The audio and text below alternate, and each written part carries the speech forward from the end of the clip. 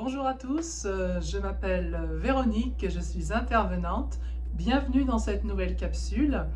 Alors, pour commencer, je vais t'inviter à liker et à partager cette vidéo si elle a pour toi été profitable.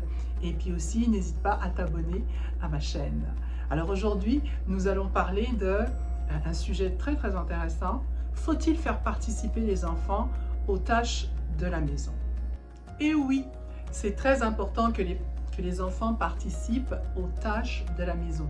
Parce que n'oublions pas que le milieu familial, c'est vraiment le premier lieu d'apprentissage, c'est un lieu d'entraînement. C'est là que l'enfant va obtenir toutes ses compétences pour pouvoir reproduire dans sa propre maison. Alors il doit apprendre effectivement régulièrement en pratiquant différentes tâches familiales, ranger sa chambre, c'est comme ça qu'il devient autonome en fait.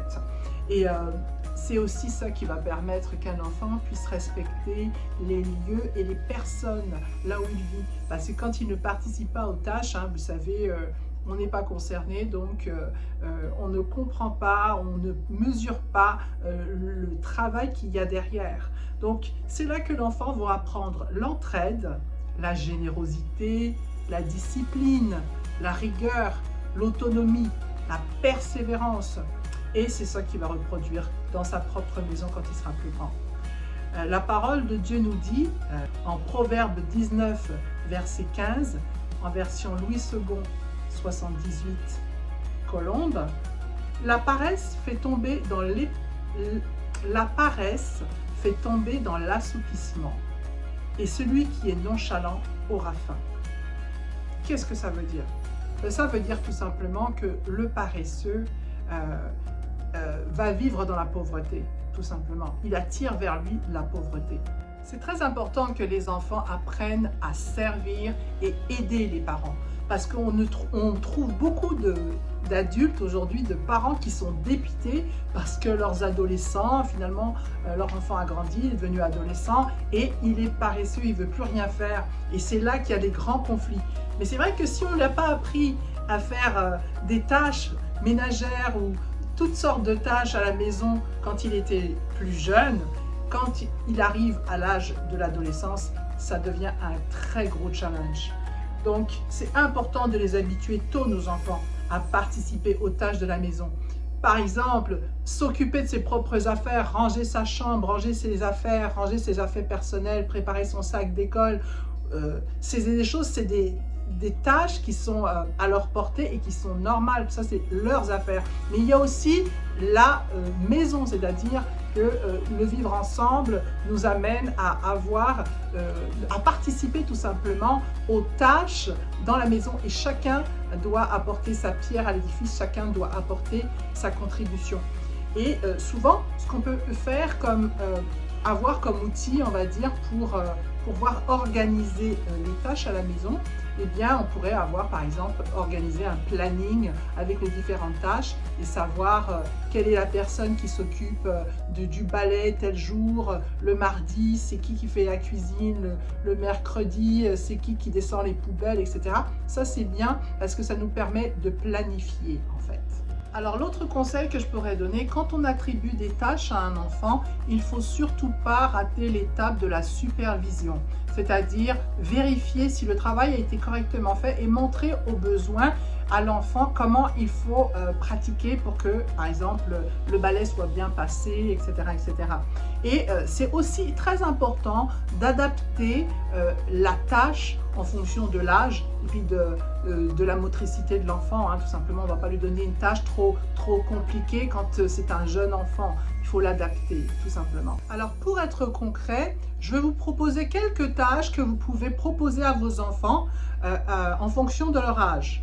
Par exemple, avant 6 ans, bien l'enfant, il peut très bien ranger ses jouets, il peut mettre ses vêtements dans le sale, dans la boîte à linge sale, il peut débarrasser la table et puis aussi il peut jeter les déchets dans la poubelle.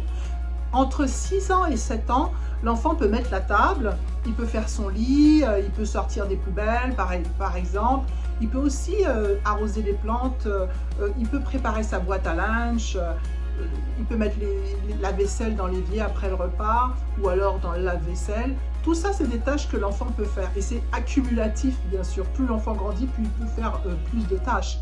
Entre 8 ans et 9 ans, l'enfant peut participer à la préparation des repas, par exemple. Il peut ranger les courses après, quand les parents rentrent avec les courses. Il peut passer le balai dans la cuisine ou dans la maison. Voilà. Et puis, entre 10 ans et 11 ans, il peut nettoyer la salle de bain. Hein. Il commence à être assez apte à faire ce genre de choses. Nettoyer la douche, nettoyer la cuisine, passer la mop, passer l'aspirateur, épousseter un petit peu, et puis faire des recettes simples, par exemple, enlever ses draps de son lit, les mettre à laver, voilà. Donc ça, c'est des tâches qu'un enfant peut faire de façon progressive pour participer aux besoins familiaux, aux tâches de la maison. Et enfin, à partir de 12 ans, les enfants peuvent passer la tondeuse, ils peuvent passer l'aspirateur, nettoyer la voiture, ils peuvent aller faire quelques courses, ils peuvent aussi superviser les plus jeunes qui sont en apprentissage. Ils peuvent, par exemple, faire les repas. Tout ça, c'est des choses qu'un enfant à partir de 12 ans peut faire. Et c'est bien qu'il le fasse parce qu'il est en train de s'entraîner pour quand il sera dans son appartement individuel. Alors voilà. Ce n'est pas une liste exhaustive, bien sûr, il y a plein d'idées il y a plein de possibles, il y a plein d'autres idées. Et puis, ce qui est intéressant dans tout ça, c'est que les enfants pourront participer à la vie familiale, se sentir intégrés à la vie familiale, et puis se sentir autonomes aussi. Et puis, c'est toujours, comme je l'avais dit, c'est toujours très important que les tâches soient adaptées à l'enfant. On ne peut pas demander à un enfant de faire une tâche dont il n'a pas les capacités, bien sûr, ça ce serait vraiment un écueil. Alors pour terminer, j'aimerais proclamer dans vos vies, je déclare que ton enfant ou tes enfants se soumettent à ton autorité et qu'ils ne mangent pas le pain de la paresse. Alors si tu es d'accord avec cette parole, dis Amen et reçois-le. Voilà, c'est tout pour aujourd'hui. Alors surtout, n'oubliez pas que vous pouvez me suivre sur Instagram en tapant des mots pour les mots, MAUX. Et puis, il y a aussi le site internet www.desmotspourlesmots.com où là, vous pouvez trouver des ouvrages et bientôt, très bientôt, des jeux chrétiens, des jeux pour nos enfants et pour les aider dans leur quotidien. Voilà, c'était tout pour aujourd'hui et à très bientôt pour une prochaine capsule.